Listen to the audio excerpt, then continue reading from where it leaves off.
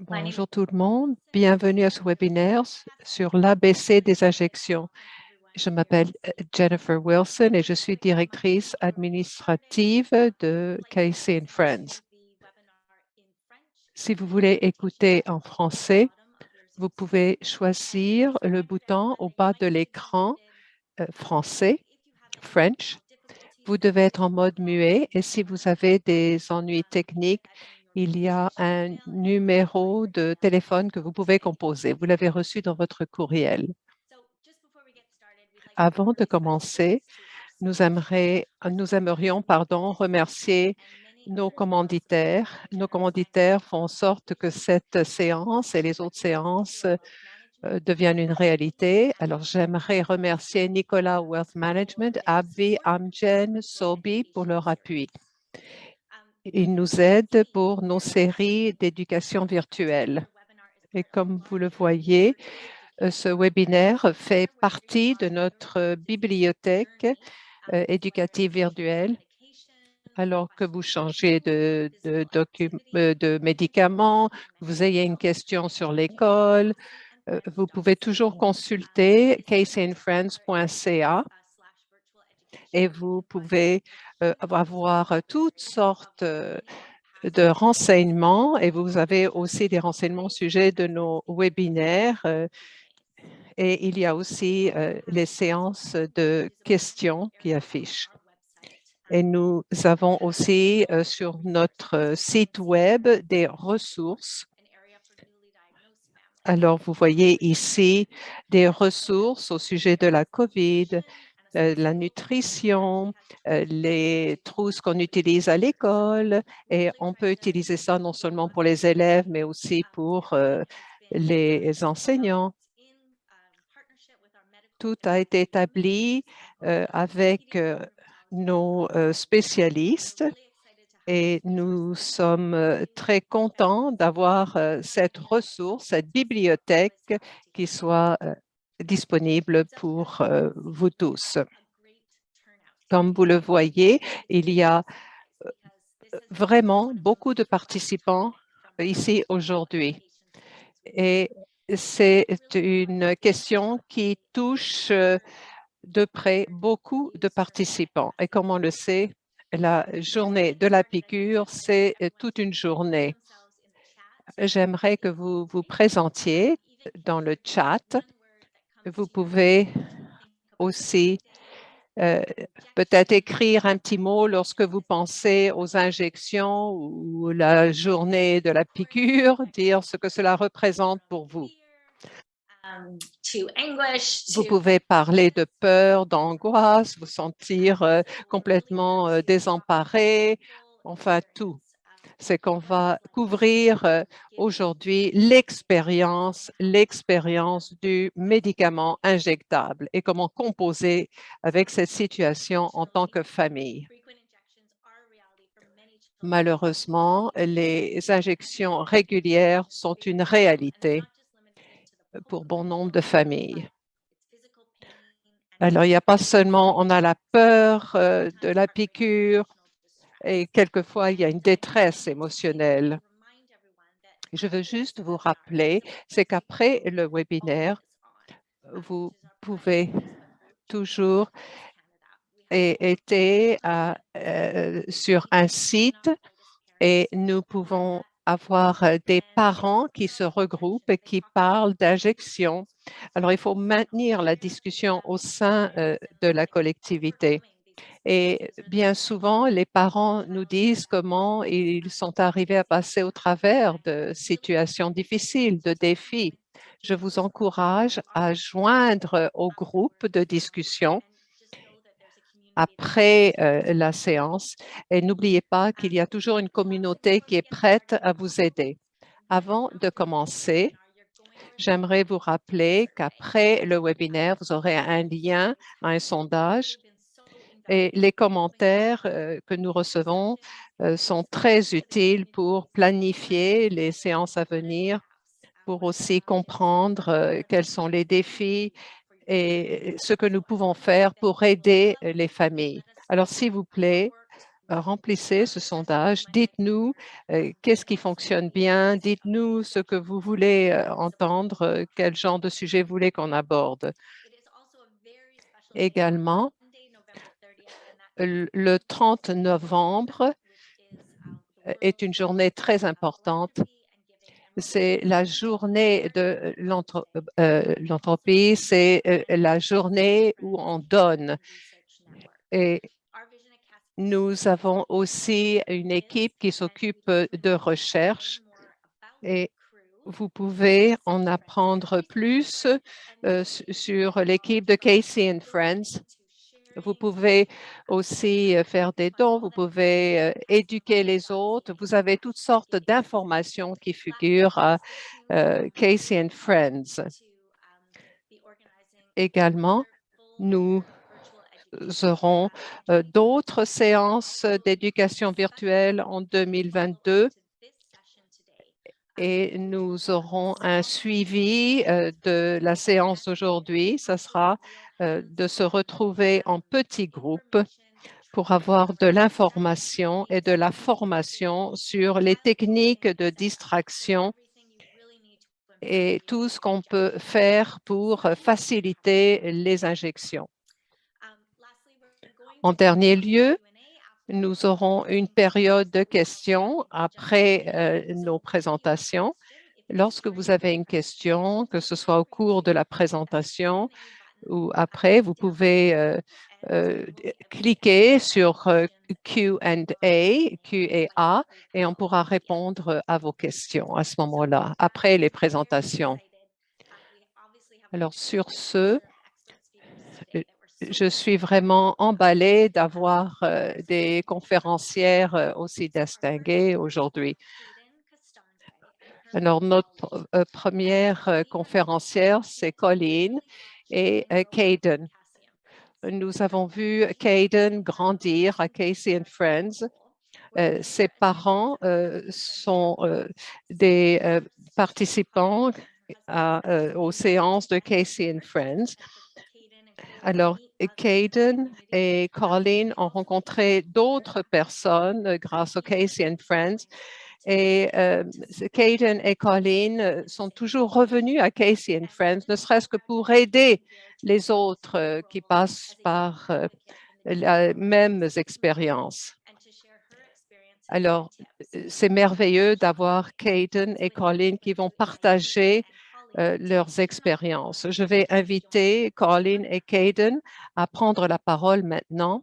Vous pouvez allumer votre caméra. Je m'appelle Colleen et moi, je suis Caden. C'est tout un honneur pour nous de pouvoir partager notre histoire ici aujourd'hui. Au début, lorsque nous avons eu le diagnostic d'AGI pour Caden, c'était vraiment extraordinaire. Et la première journée à l'hôpital, nous avons vu qu'il y avait beaucoup de personnes qui pouvaient nous aider. Nous avons eu beaucoup d'informations à l'hôpital. Et parmi l'information, il y avait un dépliant, un sujet de Casey and Friends. Ce dépliant était une source d'espoir. Il y avait de l'information au sujet d'autres familles et puis on se sentait moins seul à ce moment-là. Et Caden a même été à un camp pour les jeunes un été. Alors, il y a 6 ans, on a dit à Caden qu'elle devait recevoir des injections de méthotrexate. Et également, nous avions des réunions de parents qui pouvaient se réunir pour parler de leur expérience.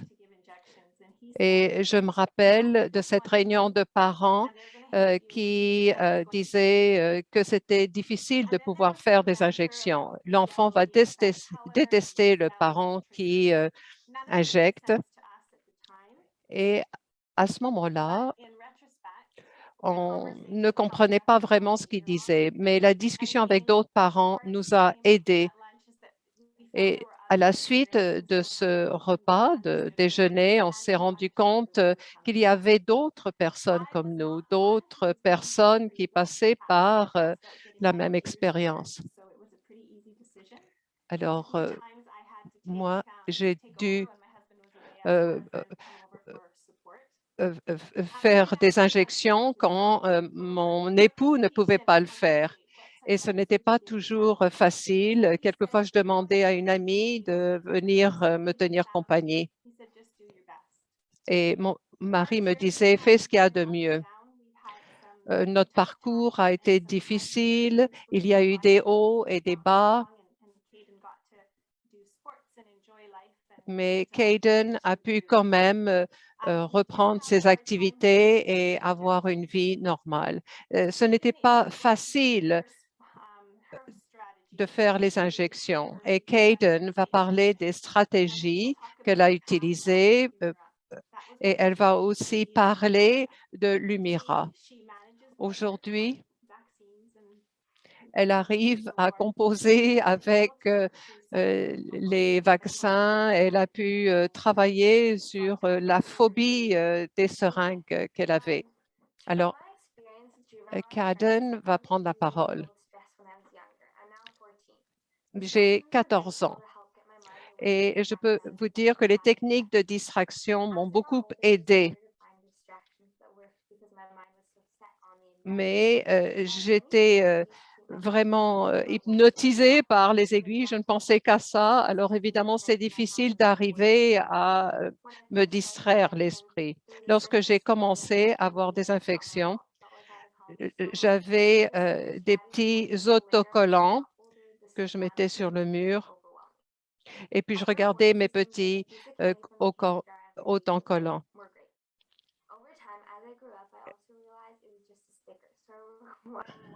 Et l'interprète s'excuse, mais le son n'est pas très bon, il n'est pas très clair. Et je pensais qu'il y avait quand même une lumière au bout du tunnel. J'ai eu des stratégies. C'était de penser à une grosse bulle au cours de l'injection. Et ça m'a vraiment aidé. Nous avons eu diverses techniques de distraction. Et j'essayais aussi d'écouter de la musique, de jouer à divers jeux pendant l'injection.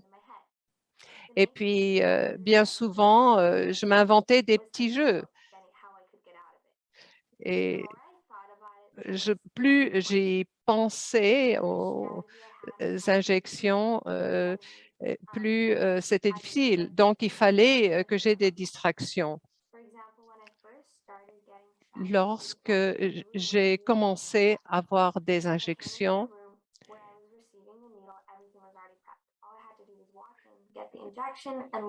et j'avais une récompense. Alors, lorsque j'étais plus vieille, mon père m'a montré quelques trucs également. Il fallait toujours que je sois en contrôle, mais au fur et à mesure que j'avançais en âge, je me suis rendu compte que je devenais très sensible. L'odeur me dérangeait. Et bien souvent, j'arrivais à sentir le méthotrexate. Et, et je me suis rendu compte que c'était d'utiliser une pellicule transparente. Alors, ensemble, on prenait une pellicule transparente, on faisait un petit cercle et ensuite, je le posais sur le bras et on mettait la crème anesthésique à l'intérieur du cercle. Je ne sais pas si vous le voyez.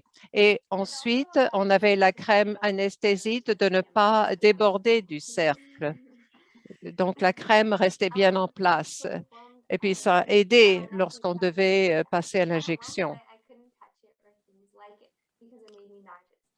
Et puis aussi, je me rappelle que l'odeur me donnait des nausées.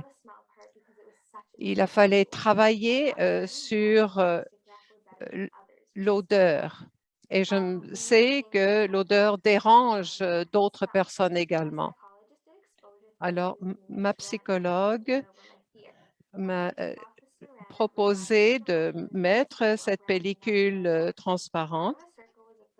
Ensuite, je prenais un crayon marqueur et je faisais un petit cercle et puis je ne regardais pas nécessairement l'aiguille. Et puis, je me suis rendu compte que je voulais éviter tout ce qui me faisait penser à la seringue. Il fallait toujours que je sache ce qui se passe et c'était tellement important de voir ce qui se passait et ce qui était important pour moi, c'est vraiment de pratiquer avant l'injection. De nouveau, l'interprète s'excuse, mais le son n'est vraiment pas clair. J'ai beaucoup appris au sujet de moi-même à la suite de cette expérience. Colleen dit, a répété les processus plusieurs fois. Alors, chaque journée, il n'y avait pas d'injection. Elle pratiquait les diverses étapes en vue de la journée de l'injection. Elle aime être en contrôle, mais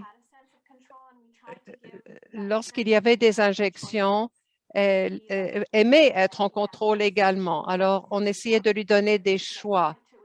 Alors, on lui disait, où est-ce que vous voulez, où est-ce que tu veux qu'on fasse injection? À quelle heure est-ce que tu veux qu'on fasse l'injection? Et cela aidait. Elle faisait des choix, mais comme vous le savez, elle aimait toujours être en contrôle et également de décider quand l'injection serait faite. Alors, nous avons eu des séances difficiles avec Humira. Je me rappelle que c'était tellement pénible que je lui avais offert de monter à cheval après comme récompense. Mais on a travaillé avec une psychologue à la suite et je peux dire qu'elle a fait beaucoup de progrès. Nous sommes très fiers de Caden. Aujourd'hui, nous avons pu partager notre histoire et également, nous pouvons dire que nous ne sommes pas les seuls. Il y a des parents, des amis, des médecins, des infirmières à Casey and Friends qui sont là pour nous appuyer. Et si vous avez besoin d'aide, n'hésitez pas à la demander. Alors, merci de nous avoir donné l'occasion de vous parler aujourd'hui. Merci beaucoup. Merci, dit Jennifer. C'est très intéressant. Et cela montre à quel point ces séances sont importantes parce que vous avez parlé de la pellicule transparente. Moi, j'avais aucune idée de ce que vous aurez pu nous raconter. Alors, je vois que votre expérience est une question d'essai et d'erreur. Et c'est bien de pouvoir partager les stratégies et le truc. Je suis contente que vous avez pu passer par cette épreuve-là. Alors, je suis vraiment très fière de vous. Maintenant, j'aimerais présenter notre prochaine conférencière qui est la docteure Johnson. Elle est rhumatologue pédiatrique à l'Alberta Children's Hospital Calgary depuis 2004. Et lorsque j'entends le nom du docteur Nicole Johnson, je pense à tous les commentaires que j'ai lus, les commentaires qu'elle a aussi sur Facebook. Et je pense aussi à tout le travail qu'elle a fait au sujet de la transition. Elle défend les intérêts des enfants atteints de maladies rhumatismales et elle a beaucoup fait pour faire mieux connaître la maladie. Elle continue avec la défense des intérêts, elle intervient dans les médias et elle va nous aider à mieux comprendre ce qu'il en est des injections.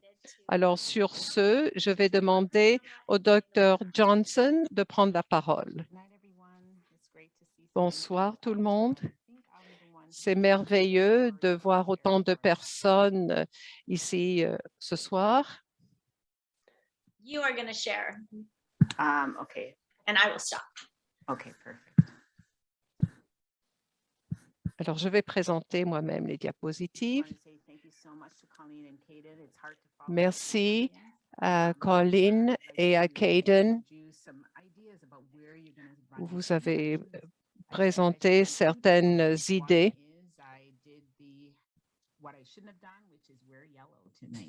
Ce soir, je porte du jaune. J'aurais peut-être pas dû porter du jaune.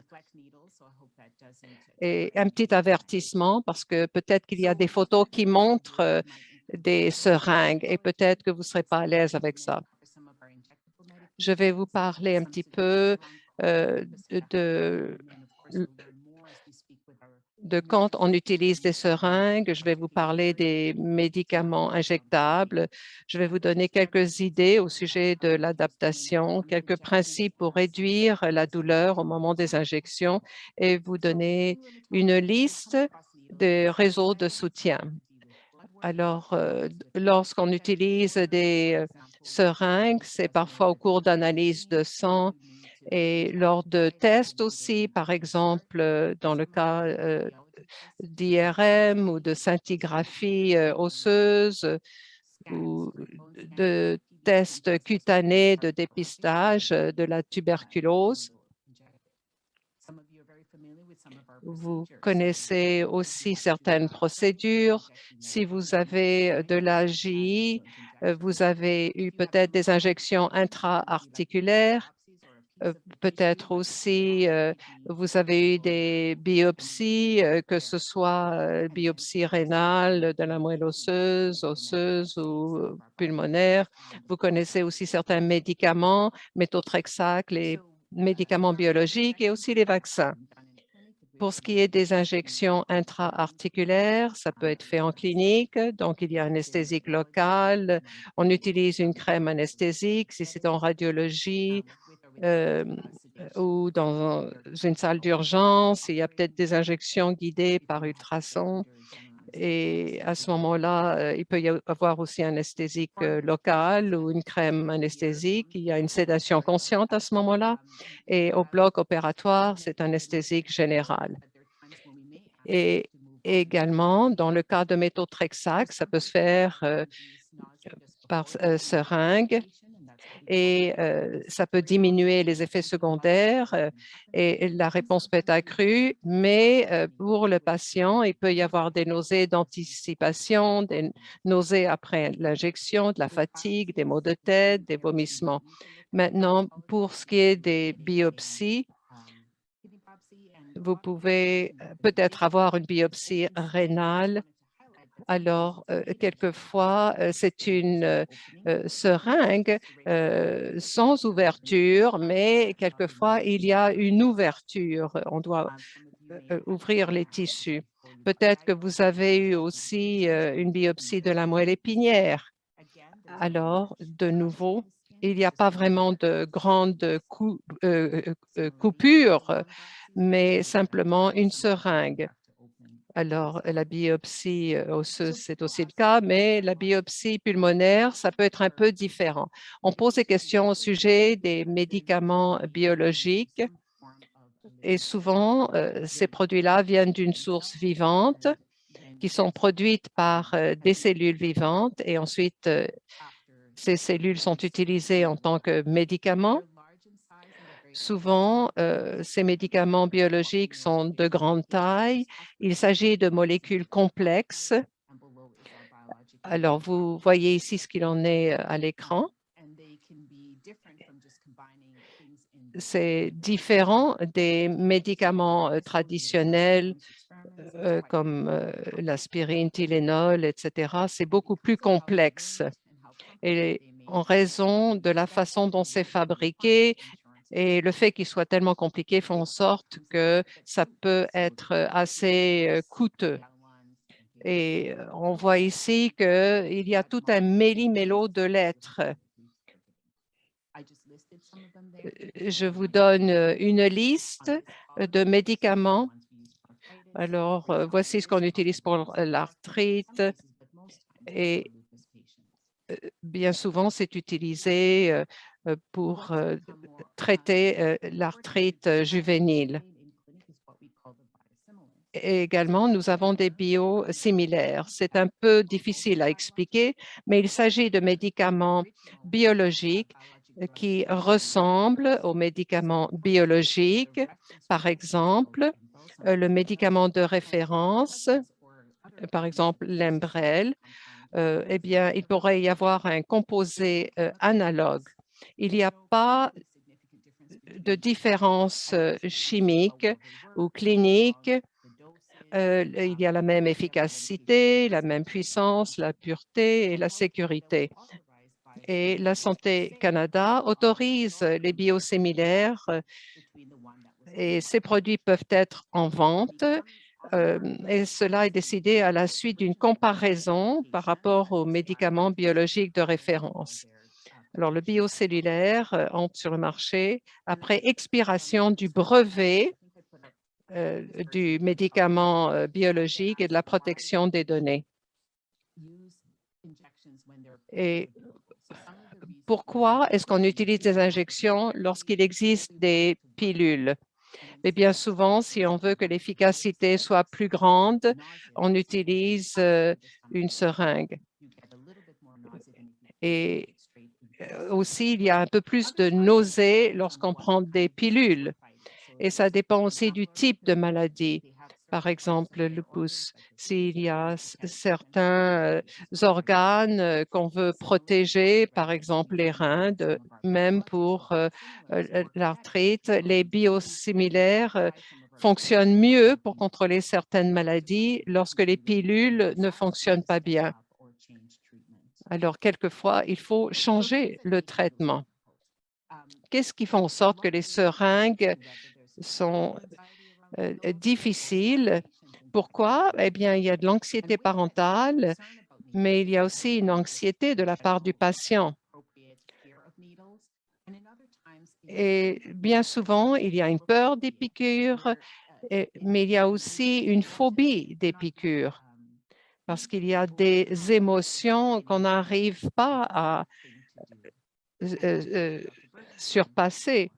Et le médecin qui va suivre va vous en parler davantage. Je vais vous parler de certaines ressources qui existent pour aider les familles.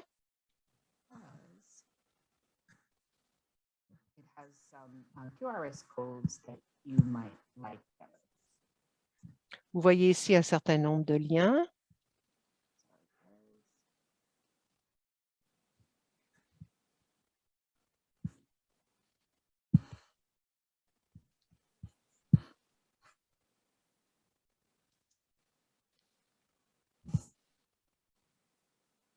So did I stop share? I'll be share now. That's the right one, I believe. Sorry.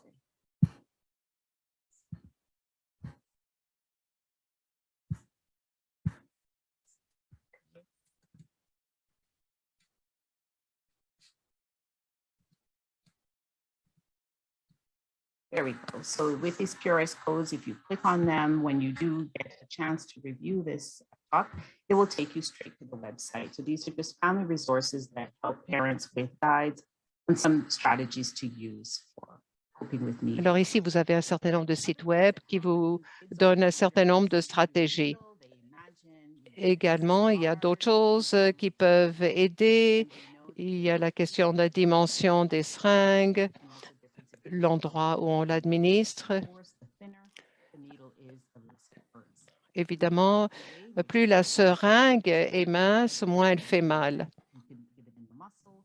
On peut donner l'injection dans le muscle, dans la veine ou sous la peau.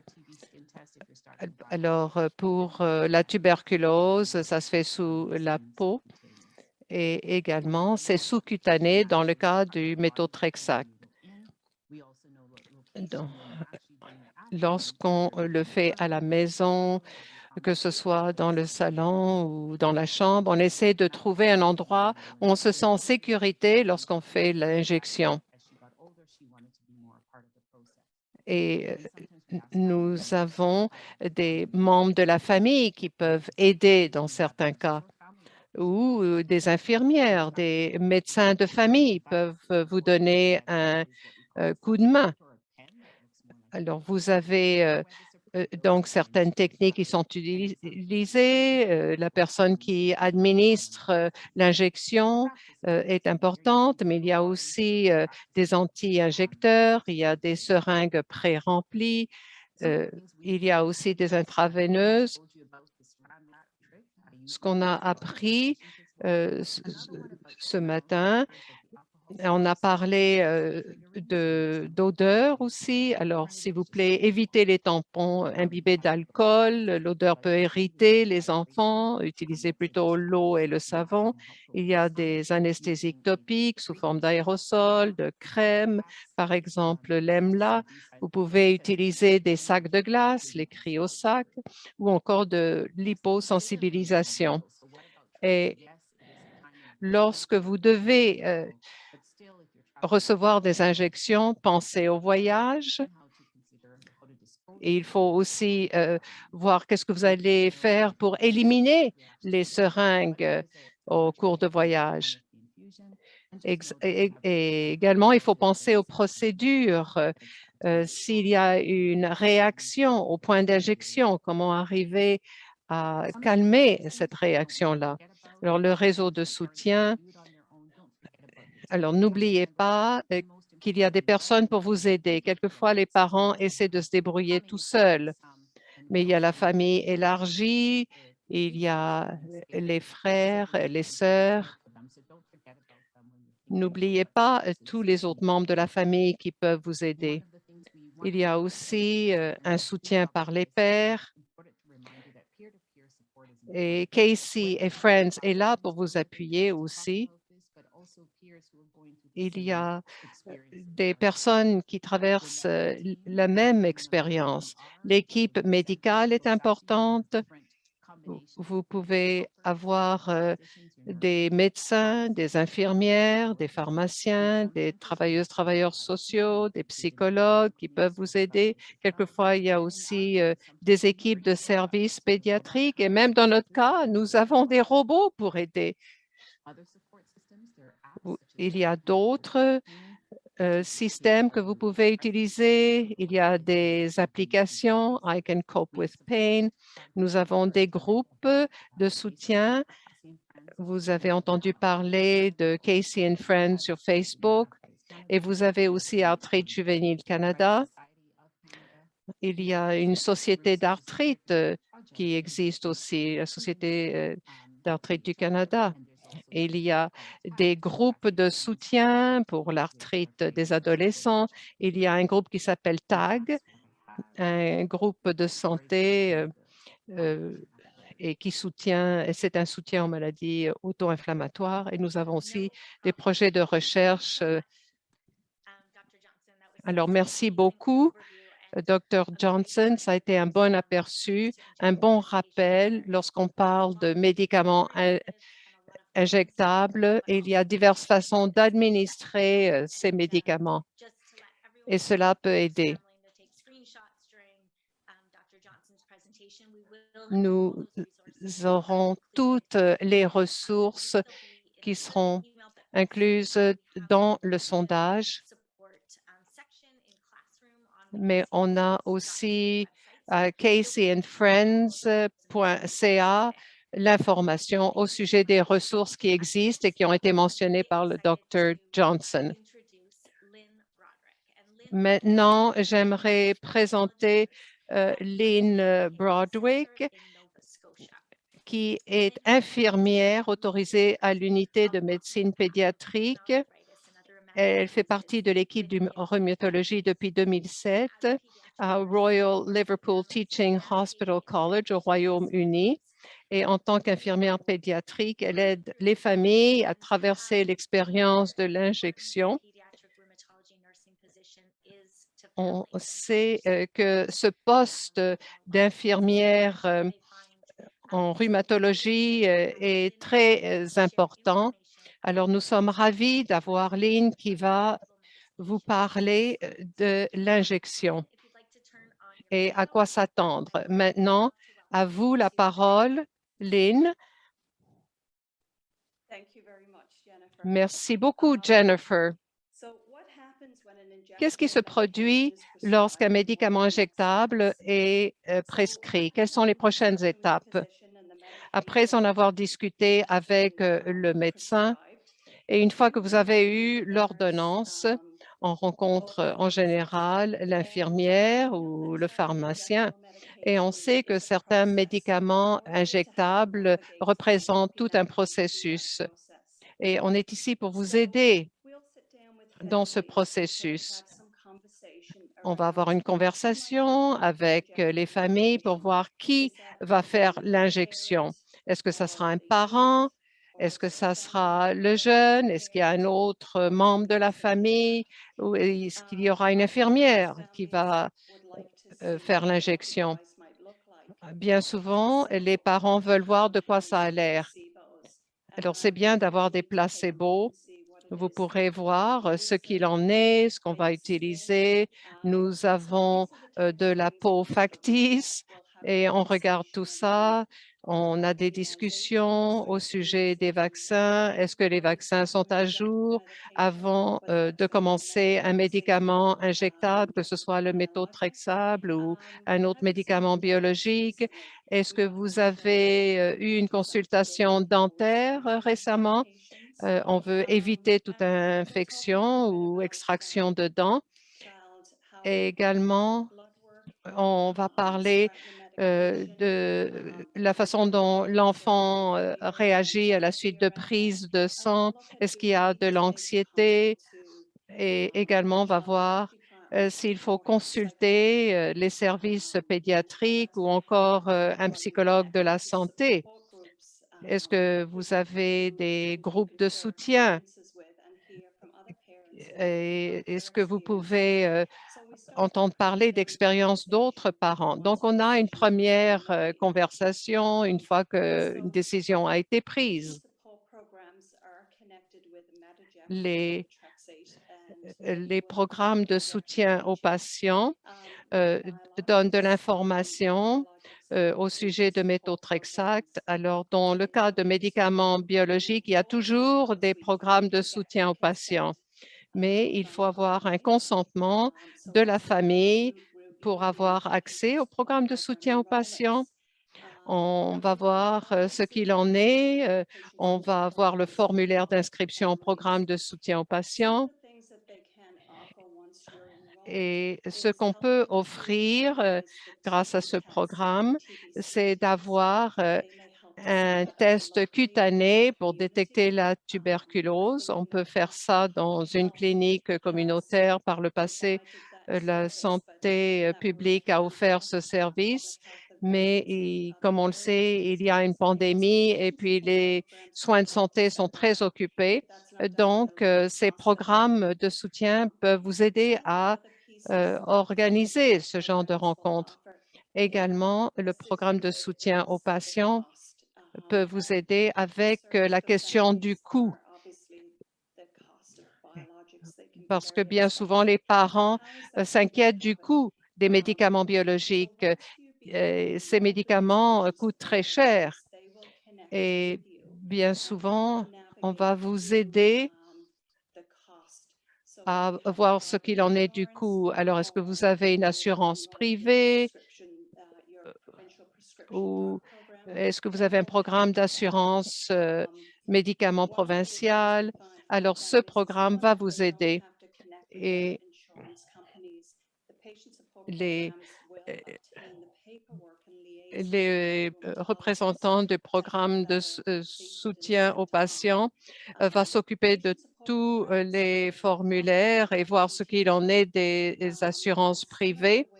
Et bien souvent, il y a des formations qui sont données dans une pharmacie. La formation peut être donnée à la maison ou dans une clinique. Pour les familles qui habitent dans des régions rurales, je sais que dans les maritimes, on peut avoir une bonne coordination avec les services euh, de soins infirmiers. Alors, ça, c'est très utile pour les endroits où il y a des ressources limitées. Il y a des familles qui ne sont pas prêtes aux injections. Les cliniques vont offrir des services d'injection dans certains endroits. Et bien souvent, grâce au programme, on peut faire en sorte que des infirmières vont aller à la maison et on peut donc organiser des séances à domicile. Alors, voici certains services qui sont offerts dans la collectivité. Lorsque les jeunes sont prêts à faire la transition aux soins pour adultes et décident aussi d'aller dans une autre province ou même à l'extérieur du pays, le représentant du programme de soutien aux patients peut aider à organiser le tout, organiser le transfert des services. Et si c'est ailleurs au Canada, par exemple, on va indiquer une clinique qui est près de l'université où va le jeune. Également pour ce qui est de l'assurance, dans certains cas, les assurances privées ne couvrent pas tout le coût du médicament. Alors, le programme de soutien aux patients vont offrir un partage de coûts. Et c'est important de donner ce genre de service. Et si vous êtes un parent et si vous avez une ordonnance à la pharmacie, assurez-vous que vous avez une carte privilège ou une carte à points pour accumuler les points lorsque vous remplissez ces prescriptions-là. Alors, c'est à peu près tout ce que j'avais à dire, mais si vous avez des préoccupations ou si les injections se passent mal, et il y a des unités pédiatriques qui existent, c'est le cas dans les maritimes, et à ce moment-là, on peut aider les parents ou on peut leur donner la formation voulue. En gros, c'est ça. C'est tout ce que j'avais à dire au sujet du programme de soutien aux patients. Alors, merci beaucoup d'avoir partagé toute cette information-là. Nous aimerions avoir cette information-là sur le site Web parce que, de nouveau, c'est une information très utile, comme l'idée de cartes privilèges, les cartes à points. Ça, c'est formidable d'y penser parce qu'on n'y pense pas toujours. Alors, merci d'avoir partagé votre expérience. Maintenant, notre dernière conférencière, c'est la Dr. Katie Birney. Elle est psychologue clinicienne et professeure adjointe à l'Université de Calgary, où elle dirige le programme Partnering for Pain, partenariat pour gérer la douleur. Vous pouvez voir que le travail qu'elle fait est tout à fait extraordinaire parce qu'elle assure que toute la recherche vient de l'expérience des enfants et des parents. À Cassie and Friends, c'est important d'avoir des expériences vécues.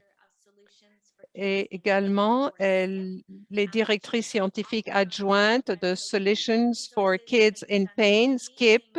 Ce sont des solutions pour soulager la douleur des enfants. C'est un réseau national de mobilisation des connaissances.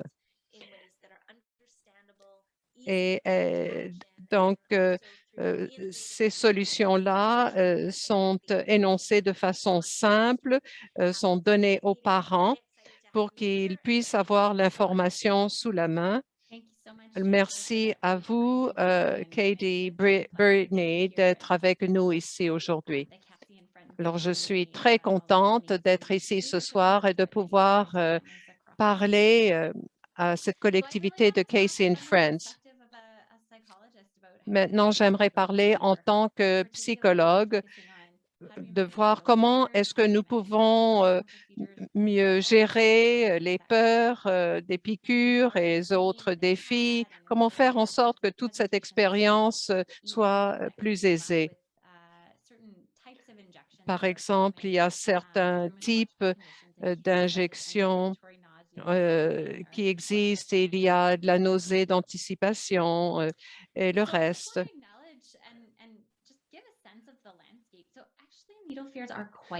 Bien souvent, la peur des piqûres est très courante. 60% des enfants ont peur des piqûres, 20 à 50% chez les adolescents. Alors, il y a quand même 20 à 50% des adolescents. Et les adolescents ont un peu moins peur des piqûres, mais il y a quand même 20 à 30% des adultes qui ont peur des piqûres. Et donc, les parents ont parfois aussi peur des piqûres. Et on peut vous aider lorsqu'il y a ce genre de peur. La phobie des injections ressemblent d'autres phobies, par exemple la phobie des araignées, la peur des hauteurs, etc. C'est la même chose pour les seringues. Et donc, de 5 à 10% de la population a une très grande peur des injections. À ce moment-là, il faut peut-être penser à une stratégie différente. Si on gère mal la douleur et la détresse, on pourra avoir encore plus peur des seringues. Et souvent, on voudra éviter les soins médicaux.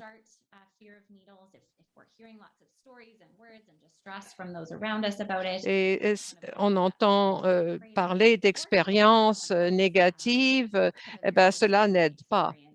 Et évidemment, les effets secondaires des médicaments peuvent entraîner les nausées d'anticiper et font en sorte que les injections deviennent encore plus pénibles. Cela peut contribuer à certains défis. Par exemple, on ne va pas nécessairement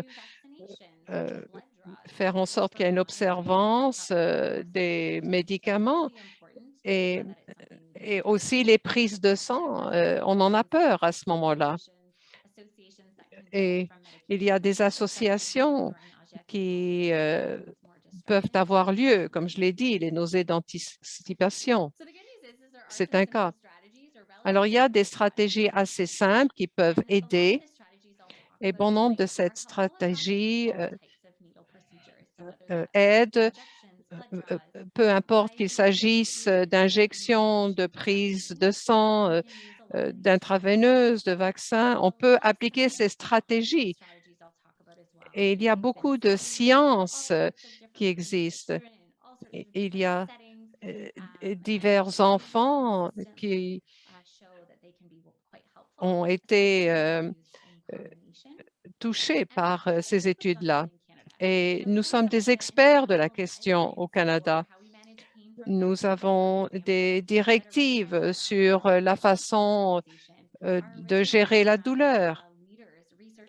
Nous avons des leaders, des cliniciens, des médecins qui ont de bonnes connaissances de la question au Canada. Nous avons des experts sur les stratégies qui peuvent aider. Qu'est-ce qu'on peut faire avant l'injection, pendant l'injection et après l'injection? Alors, qu'est-ce qu'on peut faire? C'est d'en parler.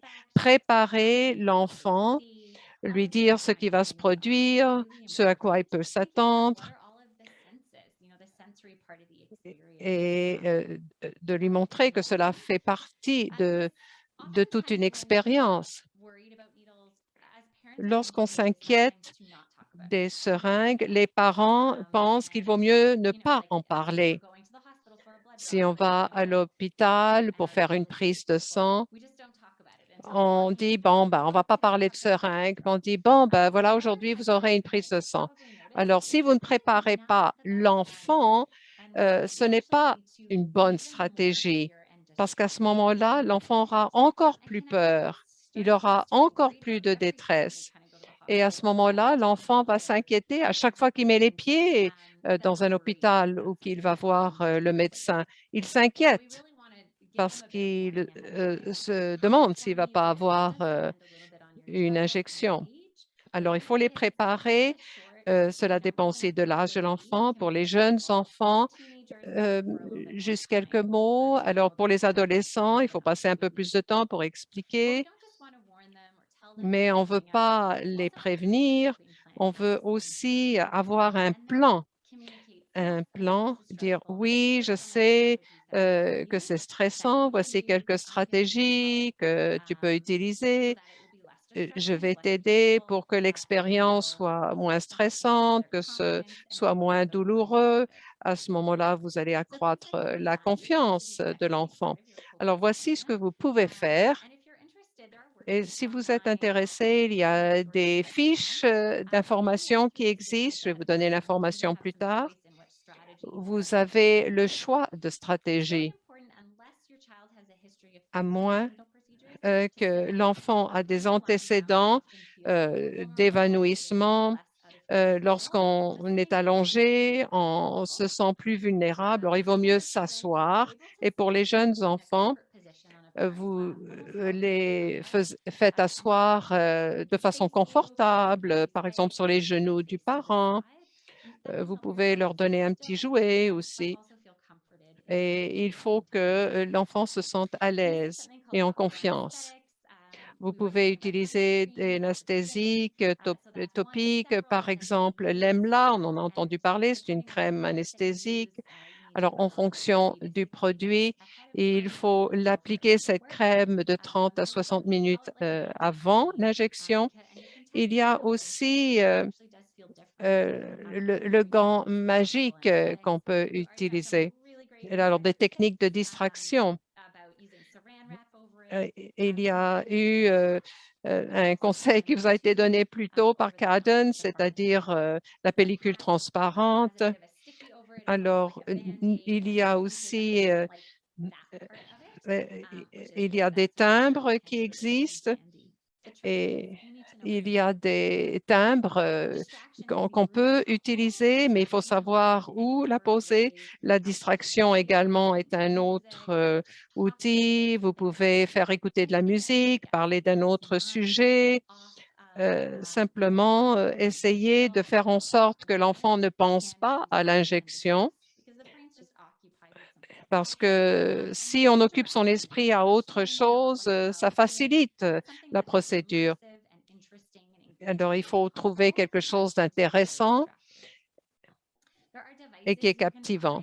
Il y a aussi des dispositifs qu'on peut acheter qui aident avec la douleur. Alors, c'est un appareil ludique qui s'appelle Bozy. Ça a la forme d'une petite abeille. C'est un appareil de vibration. C'est un dispositif antalgique.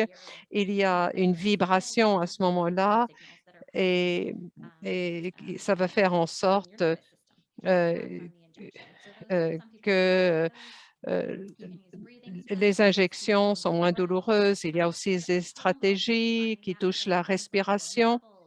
Par exemple, on peut faire semblant qu'on souffle et qu'on fait des bulles. Ça, c'est intéressant. Et aussi, il faut faire des respirations ventrales, donc respirer profondément, ça peut aider aussi. Également, les enfants aiment bien avoir un certain contrôle sur la situation. Et donc, c'est important de donner des choix aux enfants. Quelquefois, il y a trop de choix où les choix ne touchent pas les bons éléments.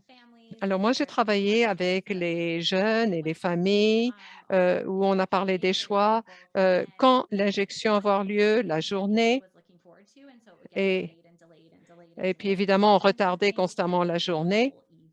Et puis, à ce moment-là, on retardait dans la journée, puis c'était le soir qu'on donnait l'injection. En tout cas, vous pouvez choisir le moment de la journée, l'endroit où se fera l'injection. Est-ce que ça sera dans la pièce où vous vous trouvez, dans une autre pièce? Alors aussi, d'autres stratégistes qui veulent regarder une vidéo, laquelle, etc.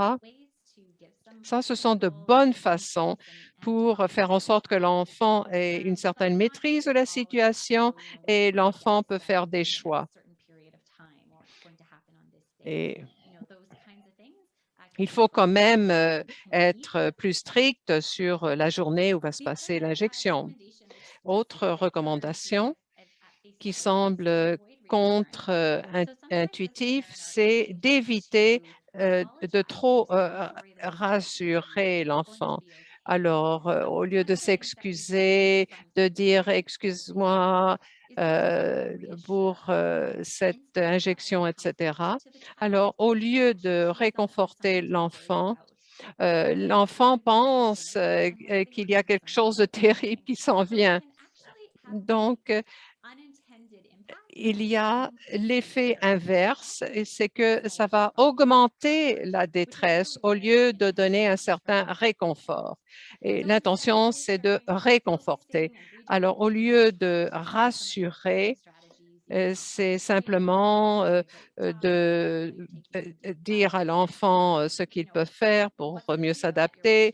On peut les féliciter ou on peut aussi demander à l'enfant, c'est quelle vidéo que tu regardes, qu'est-ce qui se passe, pour éviter en tout cas de trop rassurer l'enfant. Et si vous avez un enfant qui s'évanouit ou qui a des vertiges, ça, et, à ce moment-là, il faut contracter l'abdomen pendant 10 secondes, ensuite relâcher les muscles, ça peut aider. Alors, faire des exercices de contraction, de relâcher, mais évidemment, il ne faut pas contracter la région où on va faire l'injection. Alors, dans certains cas, il vaut mieux s'allonger et l'enfant se sent plus à l'aise. Et après l'injection, ce qu'on fait, c'est de mettre l'accent sur ce qui s'est bien passé. Euh, alors, même s'il y avait des moments stressants, euh, l'enfant va retenir certains moments et on veut que l'enfant pense à cette expérience de façon positive ou du moins de façon aussi positive que possible, parce que sinon, la détresse ne fera qu'augmenter.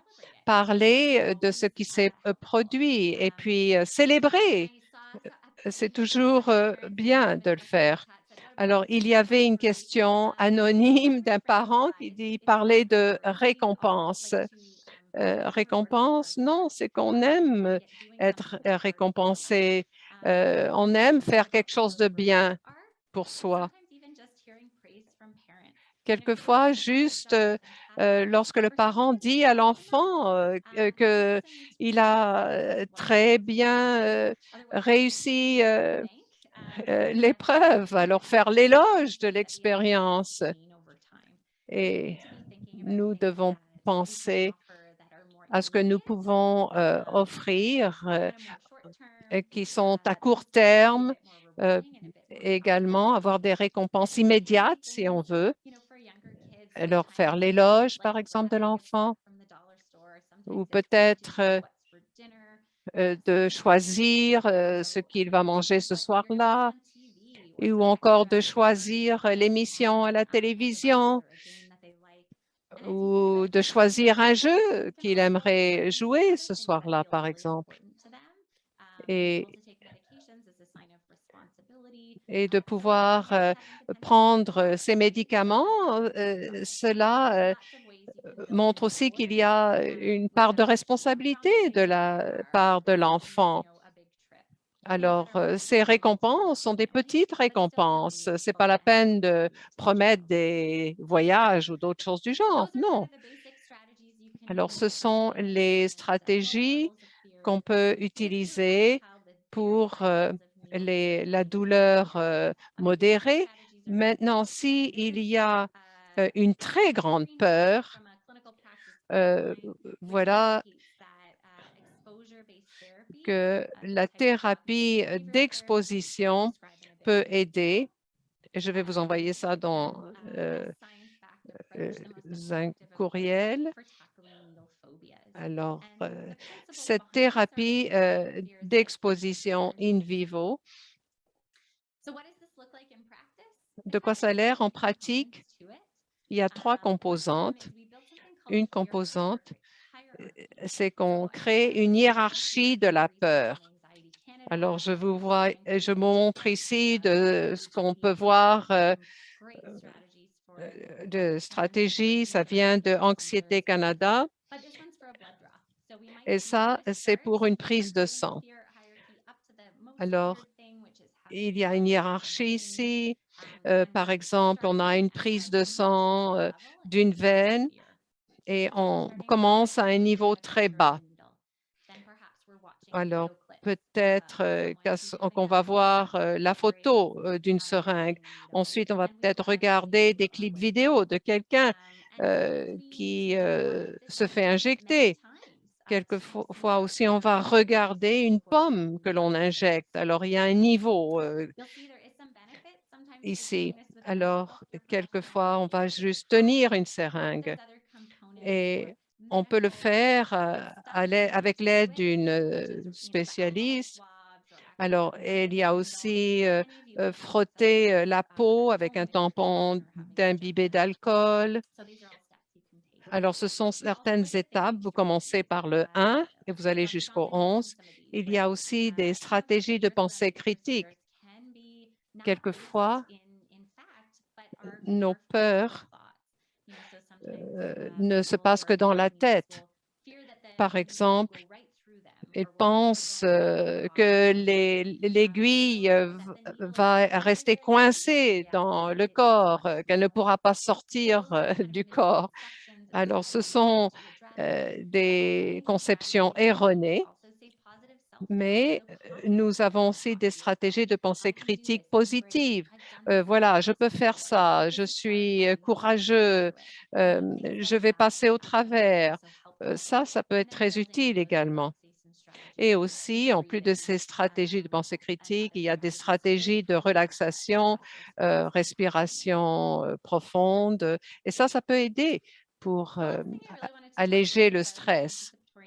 Je vais aussi vous parler de nausées, d'anticipation et de vomissements. Je vais vous dire un petit peu comment ça se passe. Cela se passe quand même assez souvent et cela se produit avec la prise de certains médicaments. Alors peut-être qu'on a un médicament qui peut entraîner des nausées ou même des vomissements. Et vous avez à ce moment-là une réaction conditionnée ou une réaction acquise. Il y a tellement de choses qui se passent en même temps. Il y a la peur aussi. Alors, tout cela est associé à la nausée. Juste de parler des injections, de penser aux injections, cela peut entraîner la nausée d'anticipation, des vomissements. On a parlé plutôt de la couleur jaune ou peut-être si on voit la pellicule transparente, cela peut aussi provoquer des nausées d'anticipation, des vomissements parce que c'est associé à la piqûre. Et étant donné qu'il s'agit d'une réaction conditionnée, alors on peut changer la routine, mais évidemment, la routine, quelquefois, c'est réconfortant. Mais si on peut changer la routine, on peut aussi briser le cercle d'anticipation. Alors peut-être faire les étapes préparatoires en sens inverse, par exemple. Alors, Par exemple, regardez la couleur jaune sans regarder la piqûre. Alors, bien souvent, la couleur jaune se retrouve ailleurs dans l'univers aussi.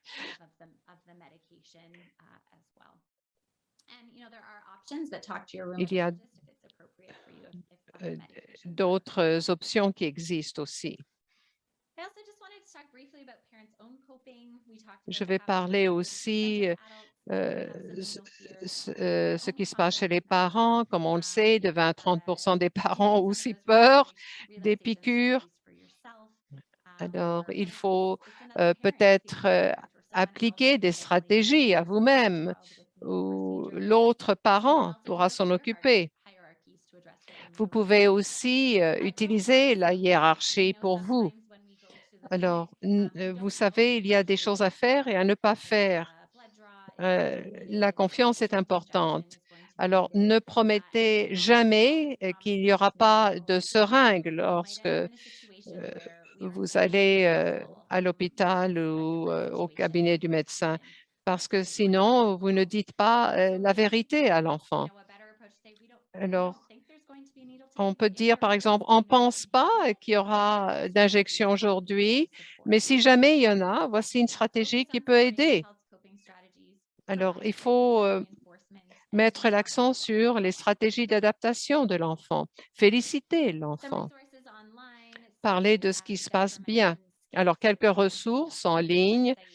Il y a Kids in Pain, ça a déjà été mentionné. Il y a aussi des feuillets d'une page où on parle de stratégie. Et il y a diverses ressources qui s'appliquent aussi à d'autres procédures médicales. Également, Anxiety Canada et aussi la Meg Foundation for Pain a également de bonnes ressources. Nous avons SuperMeg qui existe et il y a une fiche de renseignement qui peut être très utile. D'autres professionnels qui peuvent vous aider si vous êtes à l'hôpital. Il y a des spécialistes pédiatriques, ça peut être utile, mais il y a aussi des groupes qui aident. Dans le cas des seringues, il y a aussi des psychologues. Vous pouvez consulter le psychologue à la clinique, à l'hôpital. Bien souvent, ces psychologues ont de l'expérience dans le domaine de la phobie des piqûres. Si vous pouvez avoir accès à un psychologue grâce au programme, s'il vous plaît, faites-le, parce que les psychologues qui ont travaillé dans des hôpitaux pédiatriques ont certainement beaucoup d'expérience en ce qui touche la peur des seringues. Il y a des ressources gratuites qui existent. Voici quelques exemples. Et on retrouve ça sur Skip.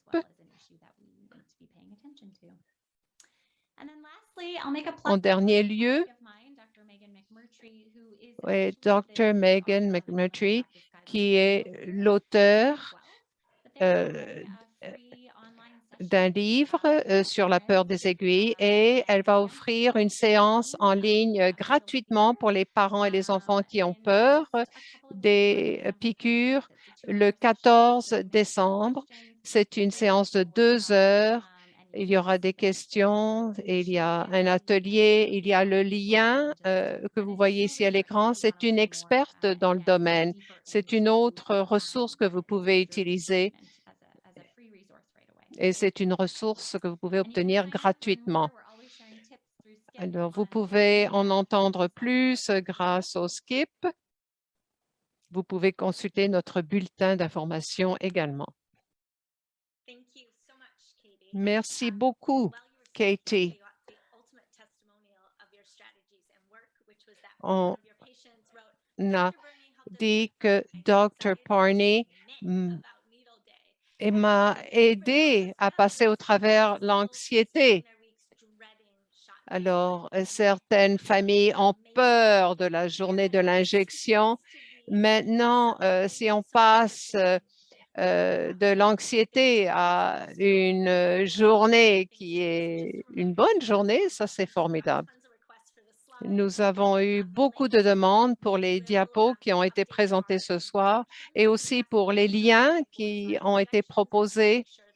Alors, on va certainement mettre tout ça sur notre site web sous les injections.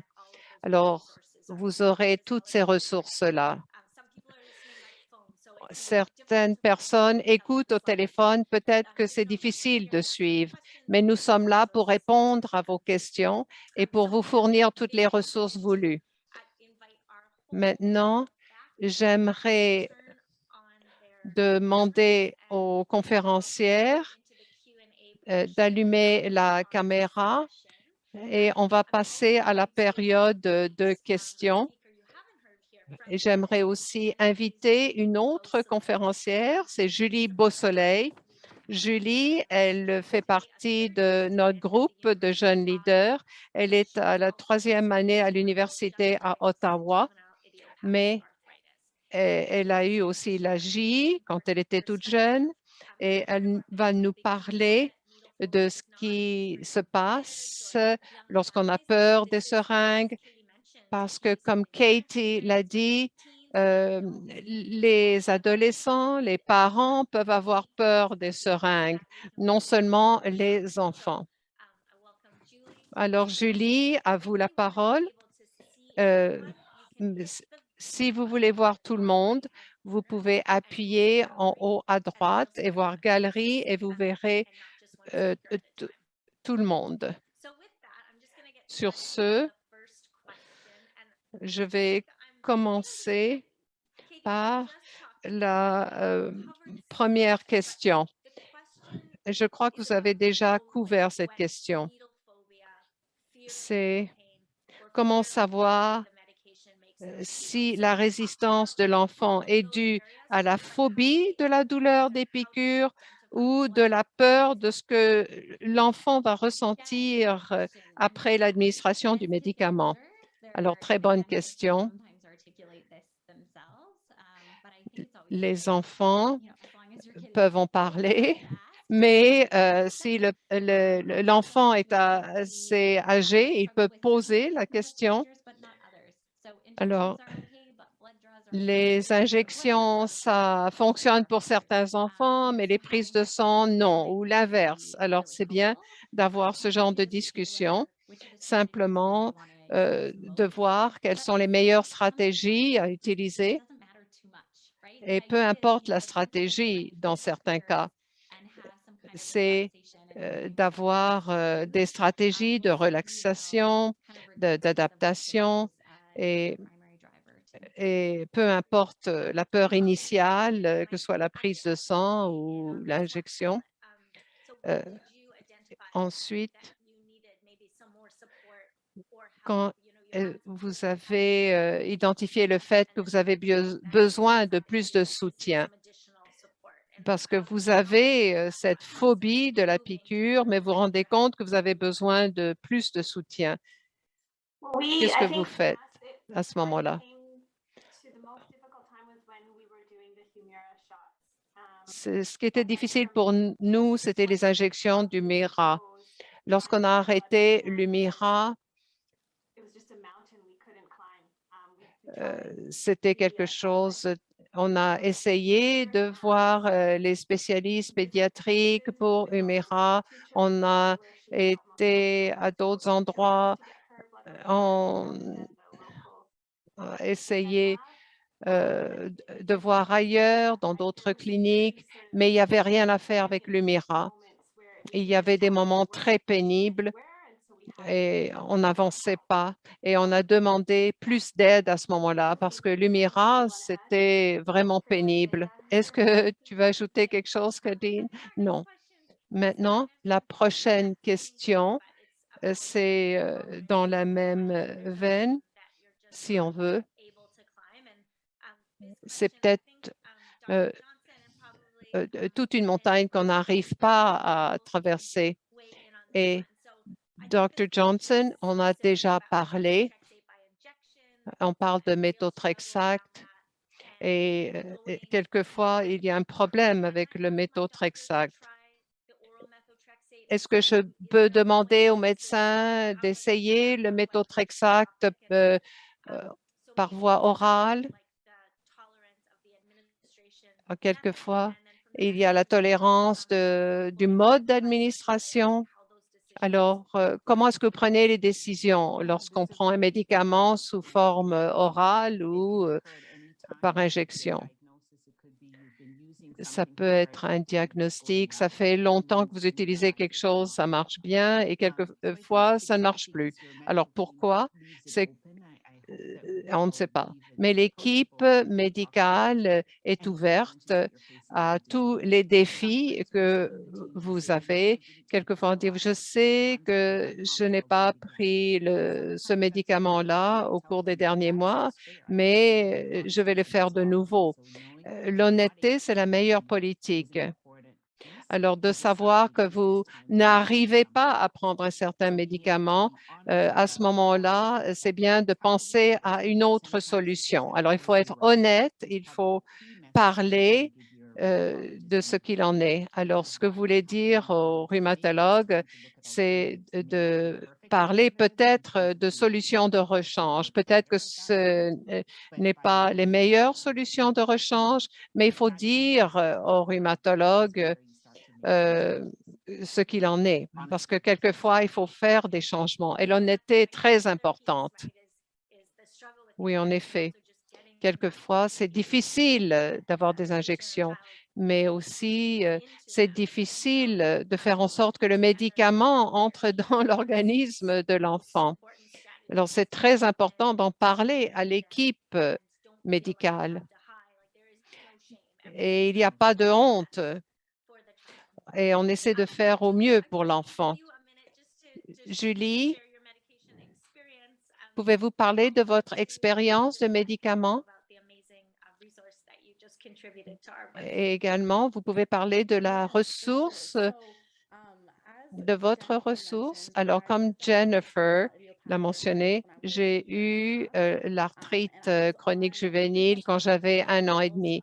Et puis, j'ai pris des pilules de méthotrexate jusqu'à l'âge de 10-11 ans, mais j'avais des nausées, donc j'ai changé, j'ai eu des injections. Pourquoi? Parce que j'aimais vraiment pas les pilules. Donc, j'avais des injections de méthotrexate pendant quelques années. Ma mère faisait ces injections-là. J'ai aussi utilisé la stratégie de pellicule transparente décrite par Caden. Mais pour moi, ce qui était très pénible, c'était la nausée. J'avais des nausées d'anticipation. Donc, j'ai changé un Braille et à ce moment-là, j'ai eu ce genre d'injection. J'ai essayé les injections manuelles. Je faisais une auto-injection à ce moment-là grâce aux auto-injecteurs. Et ce qui m'a aidé, c'est d'avoir les deux possibilités de voir qu'est-ce que je préférais, les auto-injecteurs ou faire les injections moi-même. Alors, je préférais faire les injections moi-même et à l'âge de 12 ans, j'ai commencé à faire les injections moi-même. L'histoire est assez amusante. Alors, une fois, je me disputais avec ma mère, je ne me rappelle plus à quel sujet, en tout cas. Et c'était la journée de l'injection. Alors, elle est venue dans ma chambre avec la piqûre et moi, j'étais en colère. J'ai dit non, je vais le faire moi-même. Alors, qu'est-ce que j'ai fait? Je l'ai enfoncé dans la cuisse et voilà, je l'ai fait moi-même. Alors, ce n'est pas une transition typique, mais voilà, en tout cas, ça m'a aidé. Et puis, ça a été la première fois que je me suis injectée et puis je continue. Et maintenant, j'ai une routine et je vois ça sur vidéo, comment ça se passe. Alors, j'ai envoyé la vidéo à Cassie and Friends. Je ne sais pas si on va le mettre sur le site web. Oui, ça sera sur le site web. Alors, ça sera une ressource. Alors, je vous montre un petit peu comment je mélange mon médicament et ensuite, je montre comment je me l'administre. Si vous avez besoin de ressources ou si vous voulez en parler davantage, vous pouvez m'envoyer un courriel à Casey and Friends. Et si vous avez besoin d'aide ou si vous avez besoin d'une grande sœur pour votre enfant, je suis là. Alors, j'ai une petite vidéo que je vous montre. Alors, merci, dit Jennifer. Ça sera certainement une très bonne ressource pour les jeunes patients et qui pensent peut-être à aller à l'université, etc., ou qui pensent maintenant à faire les injections eux-mêmes. J'ai une autre question. Lynn, vous pourrez peut-être répondre à cette question-là. Quelqu'un posait une question. C'était quoi l'expérience avec deux nouveaux médicaments qui s'appellent Ulio et Amgevita? Pourquoi? Parce que il y avait une mauvaise expérience avec l'auto-injecteur et dans le cas de ce petit garçon, il y a eu une expérience traumatisante à la suite de l'utilisation de l'auto-injecteur Humira. Donc, est-ce que vous pouvez parler de votre expérience de Ulio ou de Amgevita? Lorsqu'on parle de Humira, de la préparation de 40 mg, ce n'est pas sans citrone, donc ça fait mal. Mais pour ce qui est de l'Angevita, il y a moins de produits et ça fait moins mal.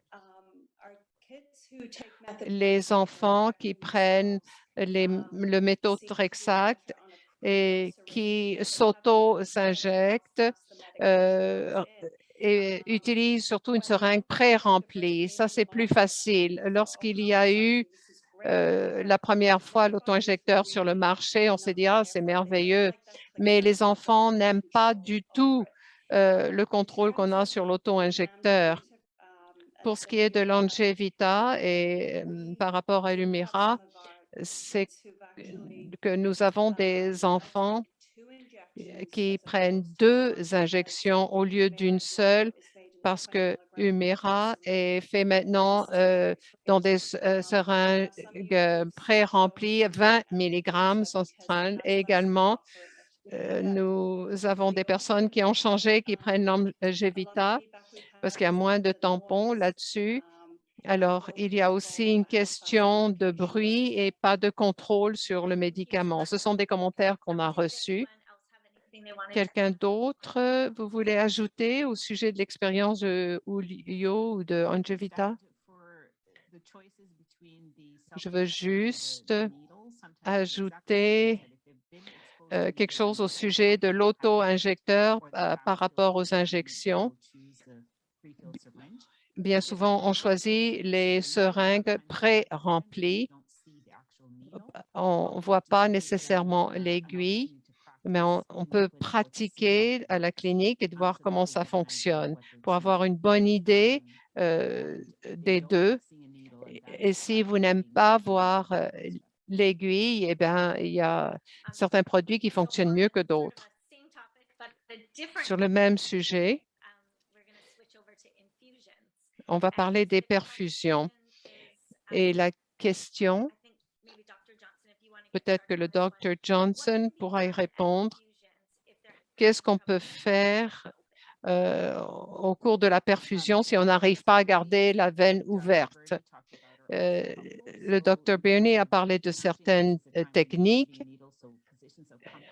Alors, il faut être dans une position où on se sent à l'aise, il faut être relax aussi, parce que la veine doit rester ouverte. Alors, évidemment, si quelqu'un a eu beaucoup de piqûres, la veine n'arrive pas à se refermer bien. Alors, il faut changer le point d'injection ou quelquefois, il faut demander à une spécialiste de trouver des veines qui s'ouvrent bien.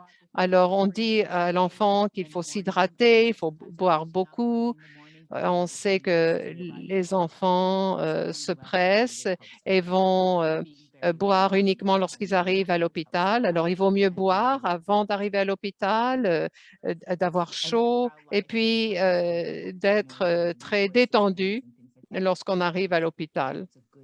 Cela aide. Et puis, il faut choisir aussi une journée où l'enfant se sent bien dans la semaine. Alors, Dr. Burney, vous avez parlé la position où on se sent confortable. On a eu une autre question au sujet des recommandations, au sujet de la position. Alors, par exemple, s'il y a 2 parents dans une salle, alors un parent peut administrer l'injection, mais l'autre parent pourra peut-être avoir une position particulière. Et alors, Colleen et Caden peuvent peut-être répondre à cette question. Mais le Dr. Burney dit, cela dépend de l'enfant. Et puis, c'est drôle parce que j'ai discuté avec des parents, on dit que les enfants qui sont plus âgés n'ont pas besoin d'une position de confort, mais d'autres en ont besoin. Ils ont besoin d'avoir un parent qui se blottisse contre eux. Alors, même si vous êtes encore à l'école et même plus vieux, c'est bien de vérifier avec l'enfant s'il aime que le parent se blottisse contre lui. Mais je vais demander à Colleen, à Caden ce qu'elle pense. Alors, Caden dit, je ne voulais pas être allongée parce qu'il y a la question de contrôle, mais il y a 4 ans, je tiens la main d'un de mes parents et l'autre va faire l'injection. Et quelquefois, le parent est derrière moi ou à côté de moi. Mais ce qui est important, on me donne le choix, ce qui est important, parce que quelquefois, je ne veux pas telle position. Alors, je peux tenir la main d'un des parents. Tout ça, c'est bien. Colleen dit,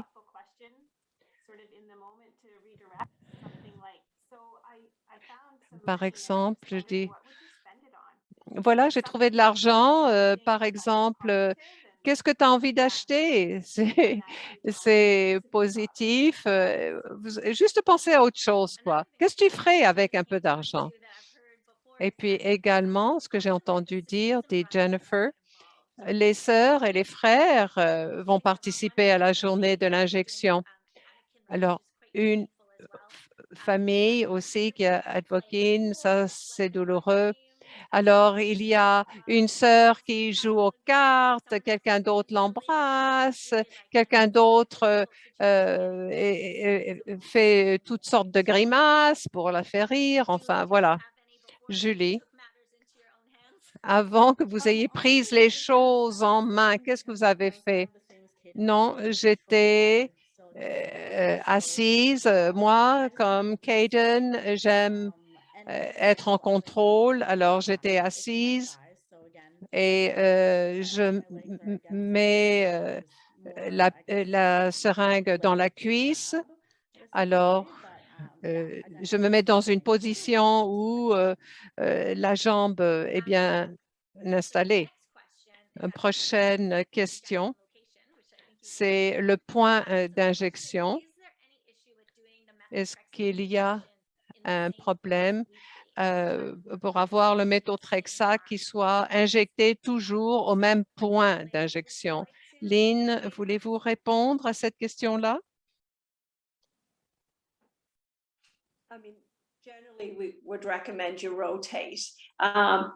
D'une façon générale, il vaut mieux changer le point d'injection. Alors, lorsqu'on pense à l'endroit où on peut placer la seringue, il vaut mieux changer le point d'injection, mais évidemment, on veut que le médicament entre. Et peut-être que On, on peut faire participer l'enfant à diverses activités. Par exemple, lorsqu'un enfant va dans un camp d'été, il pourra parler à d'autres enfants et les enfants ensemble vont discuter de possibilités pour ce qui est des points d'injection. Alors, à court terme, ça va, vous pouvez choisir le même point d'injection, mais il vaut mieux changer. Alors, de donner un certain choix, mais s'il y a un point préféré, c'est comme, par exemple, pour les 5 injections, il y a 3 sites préférés et 2 sont des points d'injection différents. Alors, donc, on a un choix. Il y a une rotation dans les points d'injection. Il y a des points préférés, ils sont là plus souvent, mais on voit ici qu'on peut faire une certaine rotation. Alors, il y a un certain contrôle de la part de l'enfant et on a toujours les mêmes points d'injection, mais il y a une rotation entre les points d'injection. Et progressivement, l'enfant va être plus à l'aise avec les autres points d'injection. J'ai lu ça dans la boîte de clavardage, c'est d'avoir comme une carte. Alors, par exemple, on coche lorsque ça se passe bien à tel point d'injection et, et et peut-être aussi, il faut motiver l'enfant. Il y a des stratégies de motivation. Ce n'est pas une question d'argent, non. C'est de trouver un élément de motivation. Alors, en plus de la récompense, quelles sont les tactiques que je peux utiliser que pour mon enfant accepte les injections? Kadine dit, après chaque injection, je demandais des autocollants et chaque fois que j'avais une injection, je mettais un autocollant sur une commode et la commode était recouverte d'autocollants. Ça, c'était bien amusant. D'autres stratégies? Alors, la récompense est quelquefois une tactique de survie, c'est vrai. Mais est-ce qu'il y a d'autres stratégies que vous pouvez mentionner? Vous pouvez mettre tout ça dans la boîte de clavardage.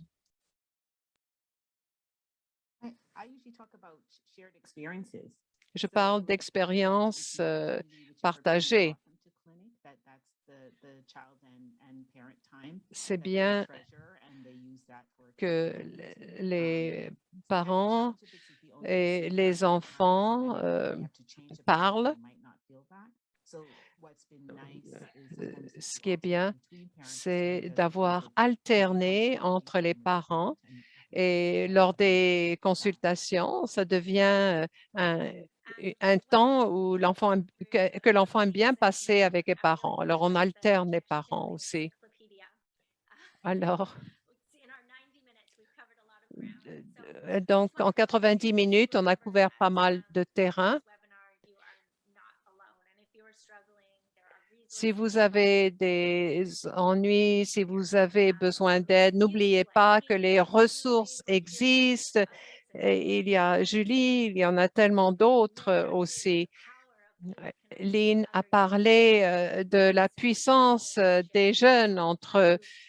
C'est bien d'avoir des personnes qui comprennent ce qu'il en est, qui savent ce que sont les injections. Vous n'êtes pas tout seul pour vous débattre dans votre coin.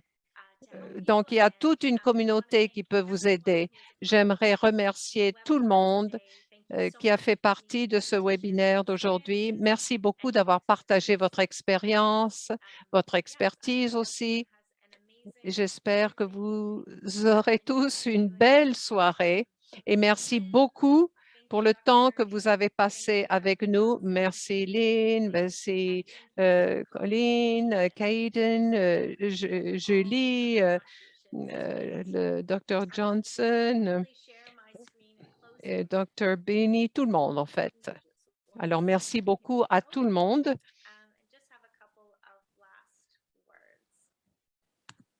Alors, quelques mots de la fin.